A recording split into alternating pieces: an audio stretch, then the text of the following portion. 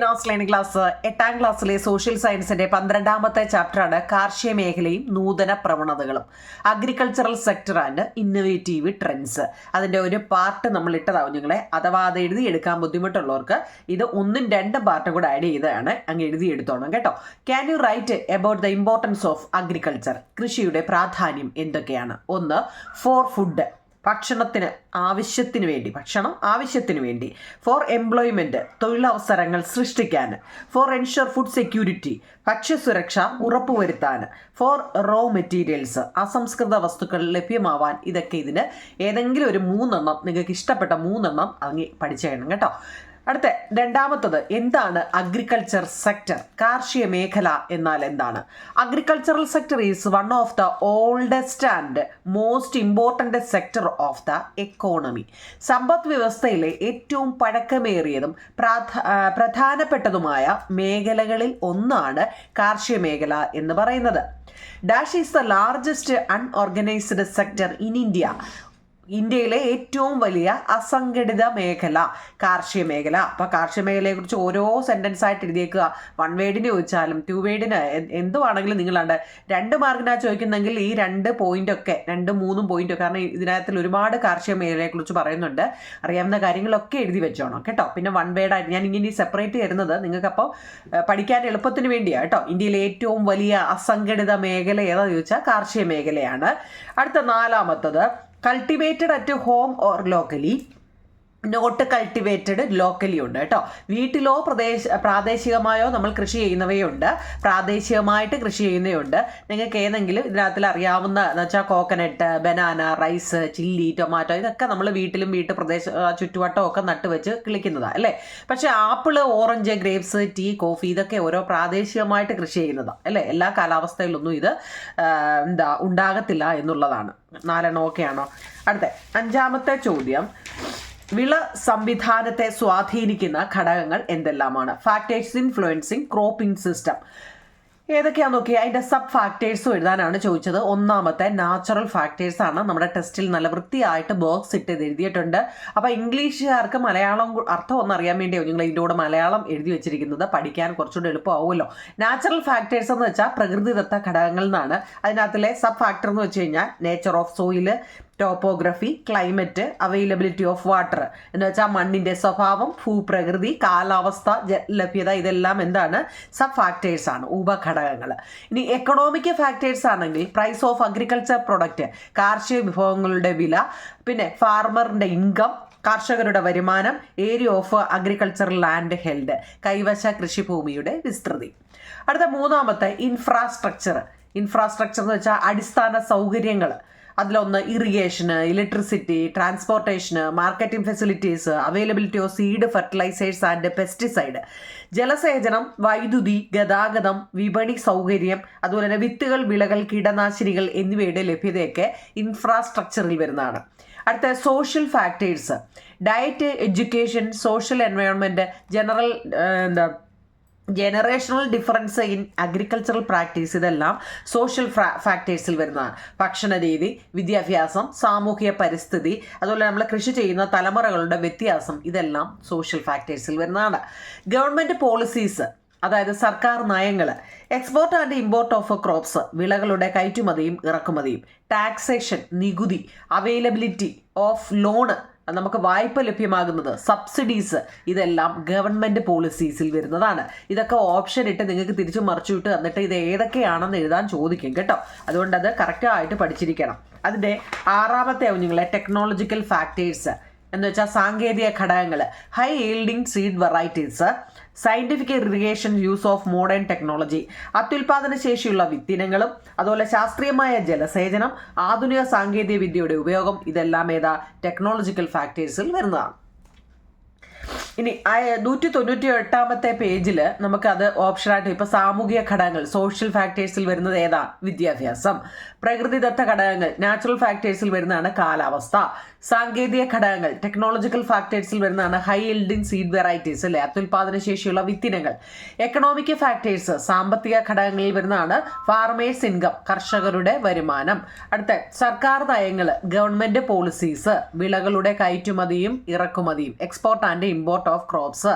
ഇൻഫ്രാസ്ട്രക്ചറിൽ വരുന്ന അടിസ്ഥാന സൗകര്യങ്ങളിൽ വരുന്ന കുഞ്ഞുങ്ങളെ ട്രാൻസ്പോർട്ടേഷൻ, അടിസ്ഥാന സൗകര്യങ്ങൾ.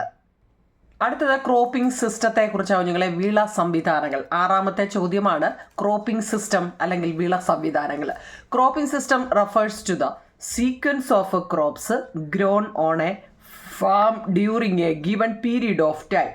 Cropping system can be classified into 3 categories: monocropping, polycropping, ratoon cropping.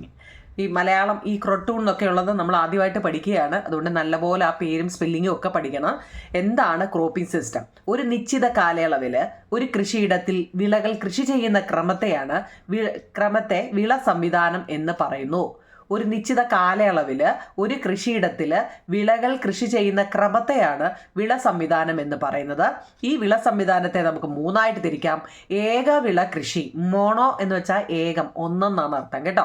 Mono cropping എന്ന് വെച്ചാൽ ഏകവിള, പോളി ക്രോപ്പിംഗ് എന്ന് വെച്ചാൽ ബഹുവിള, അതുപോലെ റട്ടൂൺ കൃഷി എന്ന് വെച്ചാൽ മലയാളത്തിലും റട്ടൂൺ കൃഷി എന്ന് തന്നെ പറയാം, റട്ടൂൺ ക്രോപ്പിംഗ് കേട്ടോ.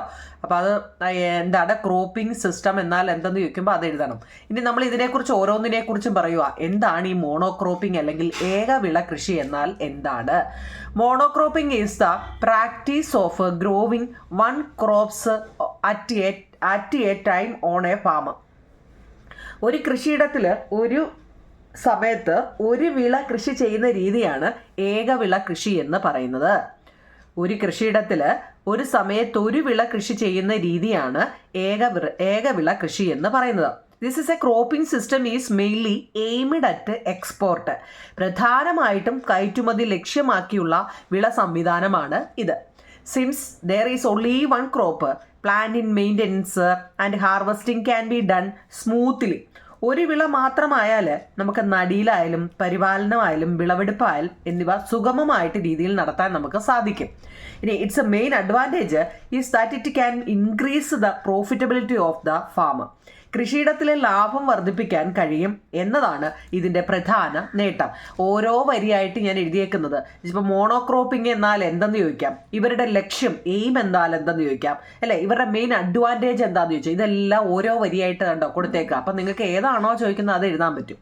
മെയിൻ അഡ്വാൻറ്റേജ് എന്ന് വെച്ച് കഴിഞ്ഞാൽ എന്താ, കൃഷിയിടത്തിൽ ലാഭം വർദ്ധിപ്പിക്കാൻ കഴിയും എന്നതാണ് ഇതിൻ്റെ പ്രധാന നേട്ടം. ഇനി monocultures increase the risk of pest infestations, example rubber, tea, കസാവയൊക്കെ. ഈ ഏകവിളകൾ കീടബാധ സാധ്യത വർദ്ധിപ്പിക്കുന്നതിന് കാരണമാകുന്നു എന്നുള്ളതാണ്. ഈ മോണോക്രോപ്പിന് എക്സാമ്പിൾ ചോദിക്കും. ഏതൊക്കെയാണ്? റബ്ബറും ടീയും കസാവയും ഒക്കെ ഇതിന് എക്സാമ്പിളാണ്. ഇതെല്ലാം ടെസ്റ്റിലുണ്ട്, എന്നാലും ഒന്ന് അർത്ഥം അറിയാൻ വേണ്ടിയാണ് ഞാനിതൊന്ന് വായിച്ചു തന്നത്. മോണോക്രോപ്പിംഗ് എന്നാൽ എന്താണ് കേട്ടല്ലോ. അടുത്ത 2ാമത്തെ നമ്മൾ പറഞ്ഞു മൾട്ടിപ്പിൾ ക്രോപ്പിംഗ് അല്ലെങ്കിൽ പോളി ക്രോപ്പിംഗ് അല്ലെങ്കിൽ ബഹുവിള കൃഷി എന്നാൽ എന്താണ്. ആ ചോദ്യത്തിൽ തന്നെ ഉണ്ട് എൻ്റെ ഉത്തരവ് ഇല്ലേ. Multiple cropping is a cropping system in which 2 or more crops are cultivated on a single plot of land without affecting the natural fertility of the soil. ഈ multiple cropping can be classified as mixed cropping ഉണ്ട്, multi tier cropping ഉണ്ട്, intercropping ഉണ്ട്, crop rotation ഉണ്ട്, sequence cropping ഉണ്ട്, relay cropping ഉണ്ട് കേട്ടോ. ഇത് 2, 4, 6 എണ്ണം ബഹുവിള കൃഷി ഏതൊക്കെയാണെന്ന് ചോദിച്ചാൽ അതിനെ ക്ലാസിഫൈ ചെയ്തിരിക്കുന്നത് 6 എണ്ണമാണ്. Mixed cropping, multi tier cropping, inter cropping, crop rotation, sequence cropping, relay cropping. Test കിടപ്പുണ്ട് കേട്ടോ. ഏതാണ് ബഹുവിള കൃഷി എന്ന് വെച്ച് കഴിഞ്ഞാൽ കേട്ടോ. ഇംഗ്ലീഷ് മീഡിയക്കാരത് അത്രയായി എഴുതിയെടുക്കണേ.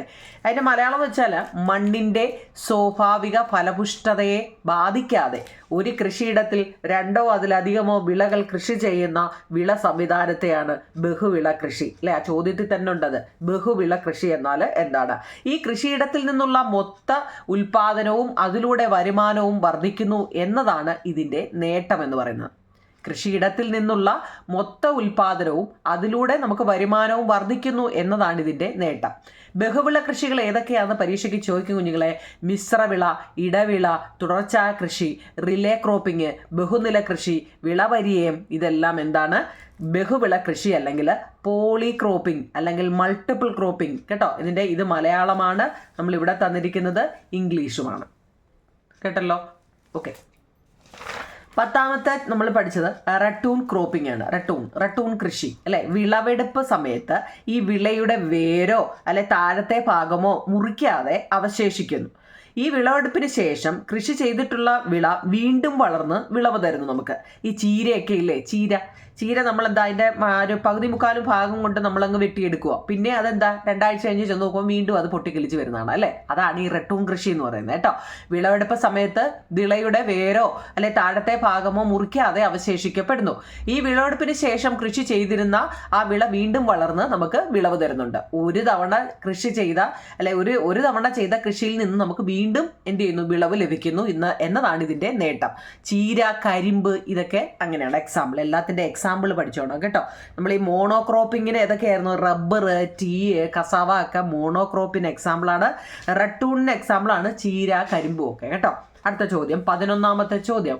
What changes have taken place in the agriculture sector in India over the last few decade? എന്ന് വെച്ചാൽ കഴിഞ്ഞ ഏതാനും പതിറ്റാണ്ടുകളായി ഇന്ത്യയിലെ കാർഷിക മേഖലയ്ക്ക് എന്ത് മാറ്റമാണ് സംഭവിച്ചിട്ടുള്ളത്? എന്താണ് കഴിഞ്ഞ ഏതാനും പതിറ്റാണ്ടുകളായി ഇന്ത്യയിലെ കാർഷിക മേഖലയ്ക്ക് എന്ത് മാറ്റമാണ് സംഭവിച്ചിട്ടുള്ളത്? അത് 2 മാർക്കിൻ്റെ ഒരു ചോദ്യമാണ്. The agricultural sector in India has undergone A radical transformations in the last few decades. The shift from traditional agricultural method to modern agricultural method using new technology is remarkable. കേട്ടോ, 2 വരിയേ ഉള്ളൂ, അത് വളരെ ഇമ്പോർട്ടൻ്റ് ആണ്. അതായത് കഴിഞ്ഞ ഏതാനും പതിറ്റാണ്ടുകളായിട്ട് ഇന്ത്യയിലെ കാർഷിക മേഖല സമൂല മാറ്റത്തിന് വിധേയമായിട്ടുണ്ട്. പരമ്പരാഗത കൃഷി രീതിയിൽ നിന്നും അവർ പുത്തൻ സാങ്കേതിക വിദ്യ ഉപയോഗിച്ചുള്ള കൃഷി രീതിയിലേക്ക് അവർക്ക് മാറ്റം ശ്രദ്ധേയമായിക്കൊണ്ടിരിക്കുകയാണ് അല്ലേ. എന്താണ് കഴിഞ്ഞ ഏതാനും പതിറ്റാണ്ടുകളായി ഇന്ത്യയിലെ കാർഷിക മേഖല സമൂല മാറ്റത്തിന് വിധേയമായിട്ടുണ്ട്. പരമ്പരാഗത കൃഷി രീതിയിൽ നിന്ന് പുത്തൻ സാങ്കേതിക വിദ്യ ഉപയോഗിച്ചിട്ടുള്ള കൃഷി രീതിയിലേക്കുള്ള മാറ്റം ശ്രദ്ധേയമാണ് എന്നാണ് അതിൻ്റെ മലയാളം. ചോദ്യം നല്ലപോലെ മനസ്സിലാക്കണേ കേട്ടോ. ഓരോ ചോദ്യവും നമ്മൾ നോക്കുമ്പോൾ എല്ലാം ഒന്നാണ് കേട്ടോ, എല്ലാത്തിലും വ്യത്യാസം ഉണ്ടേ. അടുത്ത 12ാമത്തെ ചോദ്യം, how does technology help address challenges in agriculture? അതായത് നമ്മുടെ കാർഷിക മേഖലയിലെ വെല്ലുവിളികൾ ഏറ്റെടുക്കാൻ സാങ്കേതിക വിദ്യ എങ്ങനെയാണ് സഹായിക്കുന്നത്?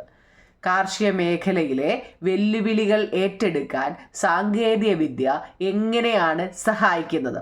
Technology has taken on the challenges of agriculture and adopted innovative methods to increase productivity.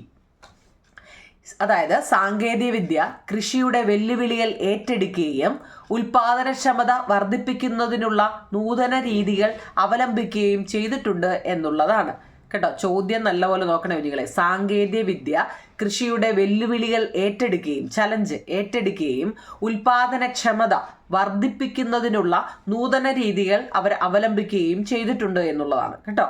അടുത്ത 13ാമത്തെ ചോദ്യം, what is the main purpose of technology in agriculture? ഈ കാർഷിക മേഖലയിൽ സാങ്കേതിക വിദ്യയുടെ പ്രധാന ലക്ഷ്യം എന്താണ്? What is the main purpose of technology in agriculture? കാർഷിക മേഖലയിൽ സാങ്കേതിക വിദ്യയുടെ പ്രധാന ലക്ഷ്യം എന്താണ്? The main objectives of technology in the agricultural sector is to help farmers increase agricultural productions. കാർഷിക ഉൽപാദനം വർദ്ധിപ്പിക്കാൻ കർഷകരെ സഹായിക്കുക എന്നതാണ് കാർഷിക മേഖലയിൽ സാങ്കേതിക വിദ്യയുടെ പ്രധാന ലക്ഷ്യം. കാർഷിക ഉൽപാദനം വർദ്ധിപ്പിക്കാൻ കർഷകരെ സഹായിക്കുക എന്നതാണ് ഇവരുടെ പ്രധാന ലക്ഷ്യം. ഓക്കെ ആണല്ലോ അത്രയും.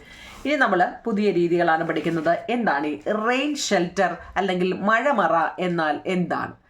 അത് നല്ല ഒരു ക്വസ്റ്റ്യൻ ആണ് നിങ്ങൾ. എന്താണ് ഈ മഴമറ അല്ലേ? ആ ചോദ്യത്തിൽ തന്നെ നോക്കിയാൽ rain shelter. A rain shelter is a roof covered with polythene sheet. മഴമറ എന്നത് ഈ പോളിത്തീൻ ഷീറ്റുകൾ കൊണ്ട് മൂടിയ മേൽക്കൂരയാണ്. നമ്മുടെ ടെസ്റ്റിൽ അതിൻ്റെ പടം കൊടുത്തിട്ടുണ്ട് കേട്ടോ. മഴമറയുടെ പോളിത്തീൻ ഷീറ്റുകൾ കൊണ്ട് എന്ത് ചെയ്യുക, മൂടിയ മേൽക്കൂരയാണ്. പിന്നെയോ, by using transparent polythene sheet as a canopy the crops are protected from excessive rain while receiving the necessary sunlight for farming. നമ്മുടെ ഈ മേൽക്കൂരയ്ക്ക് സുതാര്യമായ പോളിത്തീൻ ഷീറ്റുകൾ ഉപയോഗിക്കുന്നതിലൂടെ കൃഷിക്ക് ആവശ്യമായ സൂര്യപ്രകാശം ലഭിക്കുന്നതോടൊപ്പം തന്നെ അമിതമായ മഴയിൽ നിന്നും വിളകൾക്ക് സംരക്ഷണം ഉറപ്പാക്കുന്നുണ്ട്. Rain shelter farming is suitable for achieving high productions throughout the year, even in adverse weather conditions. If every house hold has A rain shelter. Vegetables required for the house hold can be cultivated in any seasons. അപ്പോൾ അത് അത്രയും തന്നെ എഴുതണം കുഞ്ഞുങ്ങളെ. എന്താണ് rain shelter എന്ന് വെച്ച് കഴിഞ്ഞാൽ കേട്ടോ, ഇംഗ്ലീഷ് മീഡിയക്കാർ അത് അത്രയും തന്നെ എഴുതണം. മലയാളം എന്ന് വെച്ചാൽ മഴമറ എന്നത് പോളിത്തീൻ ഷീറ്റുകൾ കൊണ്ട് മൂടിയ മേൽക്കൂരയാണ്. ഈ മേൽക്കൂരയ്ക്ക് സുതാര്യമായ പോളിത്തീൻ ഷീറ്റുകൾ ഉപയോഗിക്കുന്നതിലൂടെ കൃഷിക്ക് ആവശ്യമായ സൂര്യപ്രകാശം ലഭിക്കുന്നതോടൊപ്പം തന്നെ അമിതമായ മഴയിൽ നിന്നും വിളകൾക്ക് സംരക്ഷണം ഉറപ്പാക്കുന്നു. പ്രതികൂല കാലാവസ്ഥയിൽ പോലും വർഷം മുഴുവൻ ഉയർന്ന ഉൽപാദനം സാധ്യമാക്കാൻ ഈ മഴമറ കൃഷി അനുയോജ്യമാണ്. ഓരോ വീട്ടിലും മഴമറ ഉണ്ടെങ്കിലേ വീട്ടിലേക്ക് ആവശ്യമായ പച്ചക്കറികൾ ഏത് കാലാവസ്ഥയിലും കൃഷി ചെയ്യാൻ സാധിക്കും എന്നും പറയുന്നുണ്ട്. Every house hold has A rain shelter. Vegetables required for the house hold can be cultivated in any season. കേട്ടോ, മഴമറ എന്നാൽ എന്താണ്? അടുത്ത നമ്മളോട് പറഞ്ഞ എന്താണ് ഈ പോളി ഹൗസ് ഫാമിംഗ് എന്നാൽ എന്താണ്? പോളി ഹൗസ് ഫാമിംഗ് എന്നാൽ എന്താണ്? എന്താണ് പോളി ഹൗസ് ഫാമിംഗ്? അതായത് poly house farming or green house farming is a method of artificially creating a suitable environment for plant growth by protecting the plant from heat, rain, cold and sunlight. This method of cultivation is done in poly house that are completely covered with polythene sheet. അത് 2 മാർക്കിൻ്റെ ഒരു ചോദ്യം. എന്താണ് ഈ poly house farming എന്ന് വെച്ച് കഴിഞ്ഞാൽ? എന്താ നോക്കേ, ചൂട്, മഴ, തണുപ്പ്, വെയിൽ എന്നിവയിൽ നിന്നൊക്കെ ചെടിയെ സംരക്ഷിച്ച് വളർച്ചയ്ക്ക് അനുയോജ്യമായ അന്തരീക്ഷം കൃത്രിമമായി സൃഷ്ടിക്കുന്ന രീതിയാണ് പോളി ഹൗസ് ഫാമിംഗ് എന്ന് പറയുന്നത്. ഇത് ഗ്രീൻ ഹൗസ് ഫാമിംഗ് എന്നും ഇതിനെ പറയുന്നുണ്ട് കേട്ടോ. ഗ്രീൻ ഹൗസ് ഫാമിംഗ് പോളിത്തീൻ ഷീറ്റുകൾ ഉപയോഗിച്ച് മുഴുവനും മറച്ച പോളി ഹൗസുകളിൽ കൃഷി ചെയ്യുന്ന രീതിയാണ് ഇത്. അതായത് ഈ ചൂട്, മഴ, തണുപ്പ്, വെയിൽ എന്നിവയിൽ നിന്നൊക്കെ ചെടിയെ സംരക്ഷിച്ച് വളർച്ചയ്ക്ക് അനുയോജ്യമായ അന്തരീക്ഷം കൃത്രിമമായിട്ട് സൃഷ്ടിക്കുന്ന രീതിയാണ് പോളി ഹൗസ് ഫാമിംഗ് അല്ലെങ്കിൽ ഗ്രീൻ ഹൗസ് ഫാമിംഗ് എന്ന് പറയുന്നത്. കേട്ടല്ലോ, ഈ പോളിത്തീൻ ഷീറ്റുകൾ ഉപയോഗിച്ച് മുഴുവനും മറച്ച പോളി ഹൗസുകളിൽ കൃഷി ചെയ്യുന്ന രീതിയാണ് പോളി ഹൗസ് ഫാമിംഗ് എന്ന് പറയുന്നത്. എളുപ്പമല്ലേ? 15 ഓക്കെ അല്ലേ നിങ്ങളെ? അടുത്ത 16ാമത്തെ ചോദ്യം, എന്താണ് ഈ കൃത്യത കൃഷി അല്ലെങ്കിൽ പ്രസിഷൻ ഫാമിംഗ്? ഇതൊക്കെ നമ്മൾ ആദ്യമായിട്ട് പഠിക്കുകയാണ്. പ്രസിഷൻ ഫാമിംഗ് അല്ലെങ്കിൽ കൃത്യത കൃഷി എന്നാൽ എന്താണ്?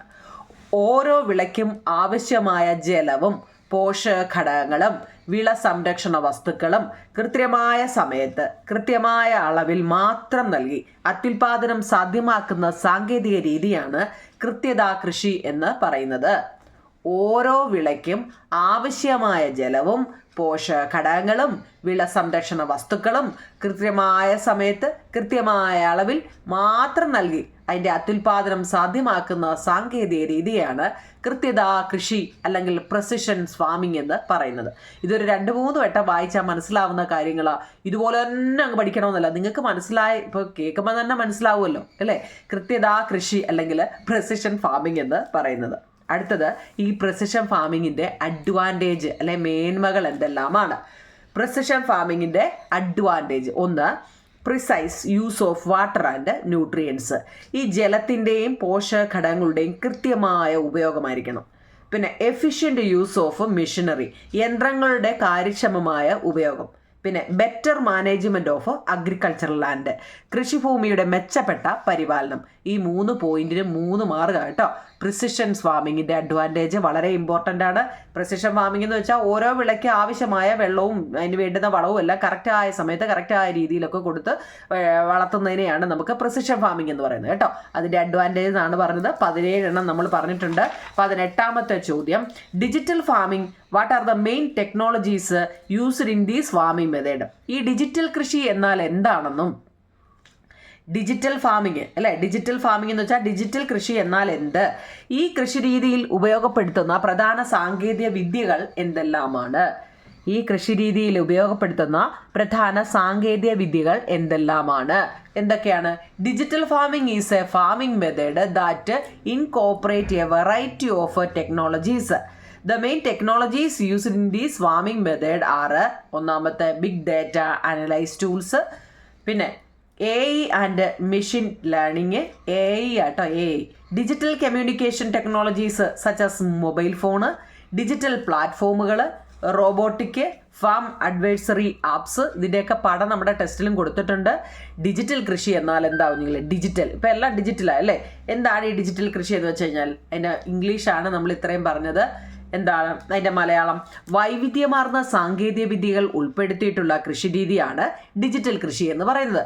ഈ കൃഷിരീതിയിൽ ഉപയോഗപ്പെടുത്തുന്ന പ്രധാന സാങ്കേതിക വിദ്യ എന്ന് വെച്ച് കഴിഞ്ഞാൽ ബിഗ് ഡാറ്റ വിശകലന ഉപകരണങ്ങൾ, ബിഗ് ഡാറ്റ വിശകലന ഉപകരണങ്ങൾ, നിർമ്മിത ബുദ്ധി, AI മലയാളമാണ് ഈ നിർമ്മിത ബുദ്ധി എന്ന് പറയുന്നത് കേട്ടോ, മെഷീൻ ലേണിംഗ്, മൊബൈൽ ഫോണുകൾ പോലെയുള്ള ഡിജിറ്റൽ ആശയവിനിമയ സാങ്കേതിക വിദ്യകൾ, ഡിജിറ്റൽ പ്ലാറ്റ്ഫോമുകൾ, റോബോട്ടിക്കുകൾ, കാർഷിക ഉപദേശിക ആപ്പുകൾ, ഇതെല്ലാം എന്താണ്? ഡിജിറ്റൽ ഫാമിങ്ങിനകത്തിൽ വരുന്ന സാങ്കേതിക വിദ്യ, ഇപ്പോഴത്തെ അല്ലേ സാങ്കേതിക വിദ്യകളാണ് കേട്ടോ. ഇത് പ്രധാന സാങ്കേതിക വിദ്യകൾ ഏതൊക്കെയാണ്? ഒരു 4 എണ്ണം പഠിച്ചു വെച്ചേക്കണേ. ഡിജിറ്റൽ ഫാമിംഗ് എന്നാൽ എന്തെന്നാണ് നമ്മൾ പഠിച്ചത്. 18. 10ാമത്തെ എന്താണ് വെർട്ടിക്കൽ ഫാമിംഗ് അല്ലെങ്കിൽ ലംബ കൃഷി? ഇതിനകത്തിൽ ഒരുപാട് ഫാമിംഗ് കൃഷിയെക്കുറിച്ചാണ് ഈ ചാപ്റ്റർ ഫുള്ള്.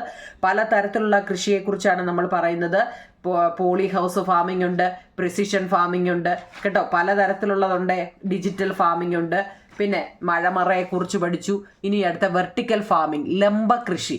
ഈ vertical farming is gaining importance as a practical way to produce food in cities due to urbanization and the scarcity of agricultural land. എന്താണ് അതിൻ്റെ ഇംഗ്ലീഷുകാരനുണ്ട് ഇത് ഇത്രയും എഴുതണം കേട്ടോ. ഞാൻ ഈ എല്ലാത്തിൻ്റെ ആ കറക്റ്റ് കാണിക്കുന്നത് ഇംഗ്ലീഷിൻ്റെ അത്രയും വരുന്നതാണ് കേട്ടോ. അതിൻ്റെ ഫീച്ചേഴ്സും പറയുന്നുണ്ട്. Crops are grown in vertically stacked layers or build in എന്താ സ്ട്രക്ചേഴ്സ്.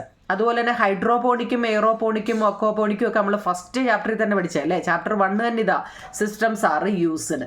പിന്നെ enables year round food productions with minimal water use. കണ്ടോ, നമ്മൾ പഠിക്കുന്നത് വെർട്ടിക്കൽ ഫാമിൻ്റെ ആണ്. അതിൻ്റെ ഇംഗ്ലീഷ് മീഡിയക്കാർ ഇത്രയും തന്നെ എഴുതിയെടുക്കുക. മലയാളം മീഡിയക്കാർക്ക് ലംബ കൃഷി എന്ന് വെച്ചാൽ നഗരവൽക്കരണത്തിൻ്റെയും അർബനൈസേഷൻ, നഗരവൽക്കരണത്തിൻ്റെയും കൃഷിഭൂമിയുടെ കുറവിൻ്റെയും ഫലമായി നഗരങ്ങളിൽ ഭക്ഷ്യോൽപാദനത്തിലുള്ള പ്രായോഗിക മാർഗമായിട്ട് ലംബ കൃഷി പ്രാധാന്യം അർഹിക്കുന്നു. ഇതിൻ്റെ സവിശേഷത എന്ന് വെച്ച് കഴിഞ്ഞാൽ ലംബമായി അടുക്കിയിരിക്കുന്ന പാളികളിലോ അല്ലെ കെട്ടിടങ്ങളിലോ വിളകൾ വളർത്തുന്നു എന്നുള്ളതാണ്. പിന്നെ ഹൈഡ്രോപോണിക്സും എയറോപോണിക്സും അക്വാപോണിക്സും സംവിധാനങ്ങളൊക്കെ ഇവിടെ ഉപയോഗപ്പെടുത്തുന്നു. കുറഞ്ഞ ജല ഉപയോഗത്തിലൂടെ വർഷം മുഴുവനും ഭക്ഷ്യോൽപാദനം സാധ്യമാകുന്നു എന്നുള്ളതും എല്ലാം എന്തിൻ്റെയാ? നമ്മളിപ്പോൾ പഠിച്ച ലംബ കൃഷിയുടെ ഉത്തരമാണ് കേട്ടോ. ലംബ കൃഷിയുടെ മലയാളമാണ് ഈ കൊടുത്തിരിക്കുന്നത്. നമ്മളീ പറഞ്ഞ ഇംഗ്ലീഷുമാണ് കേട്ടോ. അവനവനവനവൻ്റെ എഴുതിയെടുക്കുക.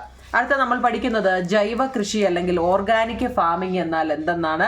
ജൈവ കൃഷി അല്ലെങ്കിൽ ഓർഗാനിക് ഫാമിംഗ് എന്ന് വെച്ചാൽ ജൈവ കീടനാശിനികൾ, കമ്പോസ്റ്റ്, പച്ചില വളങ്ങൾ, ഇടവിള കൃഷി, യന്ത്രങ്ങൾ തുടങ്ങിയവയെ ആശ്രയിക്കുന്നതും രാസവളങ്ങളും കൃത്രിമ രാസ കീടനാശിനികളും തീർത്തും ഒഴിവാക്കിയുള്ളതുമായ കൃഷി രീതിയാണ് ഓർഗാനിക് ഫാമിംഗ് അല്ലെങ്കിൽ ജൈവ കൃഷി എന്ന് പറയുന്നത്. എന്തൊക്കെയാ ജൈവം എന്ന് കേൾക്കുമ്പോഴേ നമുക്കറിയില്ല. ജൈവ കീടനാശിനികൾ, കമ്പോസ്റ്റുകൾ, പച്ചിലവളങ്ങൾ, ഇടവിള കൃഷി, യന്ത്രങ്ങൾ തുടങ്ങിയവയെ ആശ്രയിക്കുന്നതും രാസവളങ്ങളും കൃത്രിമ രാസ കീടനാശിനികളും ഒക്കെ തീർത്തും ഒഴിവാക്കിയുള്ളതുമായ കൃഷി രീതിയാണ് ജൈവ കൃഷി അല്ലെങ്കിൽ ഓർഗാനിക് ഫാമിംഗ് എന്ന് പറയുന്നത്. ചെടി വളർച്ച നിയന്ത്രണ വസ്തുക്കൾ, ജൈവമാറ്റം വരുത്തിയ വിത്തുകൾ എന്നിവ ഈ രീതിയിൽ ഉപയോഗപ്പെടുത്തുന്നു. കേട്ടല്ലോ, ജൈവ കൃഷി അല്ലെങ്കിൽ ഓർഗാനിക് ഫാമിംഗ് എന്നാൽ എന്തെന്നാണ്. അപ്പോൾ അതിൻ്റെ ഇംഗ്ലീഷ് ആവും നിങ്ങളെ. ഓർഗാനിക് ഫാമിംഗ് എന്ന് വെച്ചാൽ this is a farming method that relies an organic pesticides, compost, green manure, crop rotations, machinery etcetera and completely avoid chemical fertilisers and synthetic chemical pesticides. കേട്ടോ. അപ്പോൾ നമ്മൾ മൊത്തം ഇപ്പം എത്ര, ഞാൻ ആദ്യത്തേതിനകത്തിൽ 10 ക്വസ്റ്റ്യൻ ആൻസർ തന്നെ, ഇപ്പം വീണ്ടും 10 തന്നു. അങ്ങനെ മൊത്തം 20 ക്വസ്റ്റ്യൻ ആൻസർ. ഇതൊരു വലിയ ചാപ്റ്ററാണ് കേട്ടോ. അതുകൊണ്ട് ഞാൻ 10 എണ്ണം തരാം. അപ്പം നിങ്ങൾക്ക് പഠിക്കാനും എളുപ്പമാണ് അല്ലേ. ഞാൻ വാരി വലിച്ചത് ഒറ്റയടിക്ക് മൊത്തം തന്നാൽ നിങ്ങൾക്ക് പഠിക്കാൻ ബുദ്ധിമുട്ടാണ്.